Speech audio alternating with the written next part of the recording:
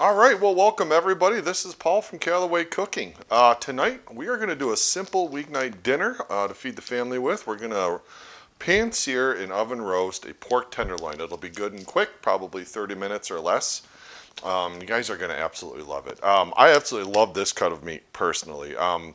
It is relatively cheap for what you're getting. These pork tenderloins, like this is 2.5 pounds of meat right here. This is going to feed my family of 6, and that's less than 12 bucks. It's healthy for you. It's very low in fat. It's very low in calories. Has a ton of protein in it. It's very mild flavor, so it gets along with whatever kind of seasonings that you want to put on it.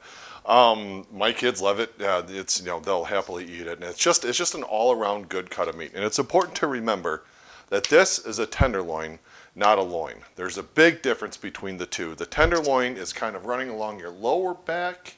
Right along your backbone there. Well, not yours, but on the animal itself. And it doesn't do a lot in the way of work. And because of that, it's an extremely tender piece of meat, but it's also very low in fat, which means it can dry out if you don't cook it right. So for this particular application, I like high heat searing and then roasting it off in the oven. So I'm going to get this guy out of the package. We'll get him rinsed off and dried, and I'll meet you over at the cutting board. Okay, so here's our tenderloins. We got 2 of them in the pack now, and that's usually how they come. They come in those nice cryo-sealed containers there. And what you're going to want to do is just kind of go around this and get any of these loose pieces of fat that are hanging around that we just don't want in our final product. And then we'll just cut that out. I use a boning knife for this. You're definitely going to want to get yourselves one of those if you don't. It makes this a lot easier. So right here we've got that silver skin. Silver skin's really tough and chewy, and it's just not anything that's worth eating, so we want to go ahead and get that up. The way you would do that with minimizing the amount of meat loss is by just kind of getting that boning knife just underneath the surface. And then once it's in there, you kind of want to point the knife upwards and just jimmy it back and forth just a little, and then look, we don't have a whole lot of skin left. So we're going to go through here and we're going to get both these loins cleaned up, and then we will give them some seasoning, and then it's onto the pan. All right, now that I got these guys all trimmed up, I'm just going to hit them with my personal favorite trio of seasoning. I put this on just about any animal that can be eaten. It's just salt, pepper, and paprika. It's very basic. I use about 2 parts salt to 1.5 parts paprika to 1 part pepper.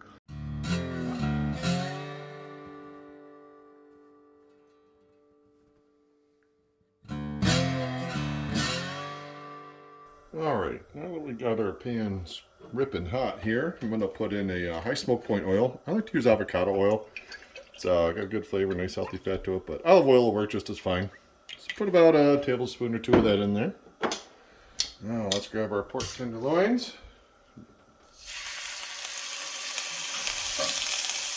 There we go, that's not too bad a sound, is it?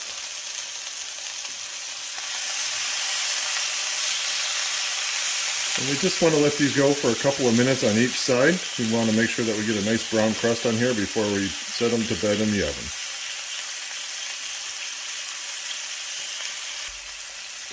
Alright, it's been about 2 minutes on this side. Let's take a look and see what we got here. Oh, yeah. Not too bad at all.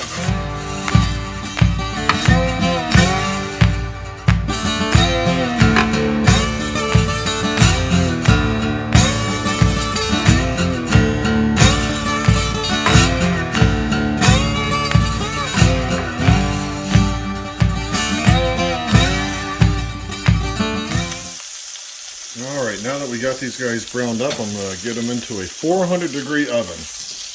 I'm going to leave them in there for about 10 minutes, and then I'm going to check on them. I can't imagine they're going to take much longer than that, though.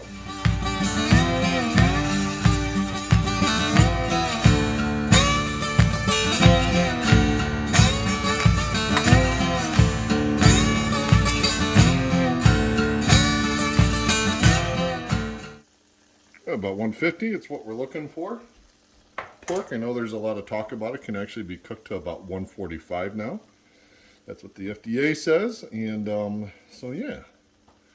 Alright, I'm going to get these guys on the cutting board and get them under a tinfoil blanket to hang out for a few.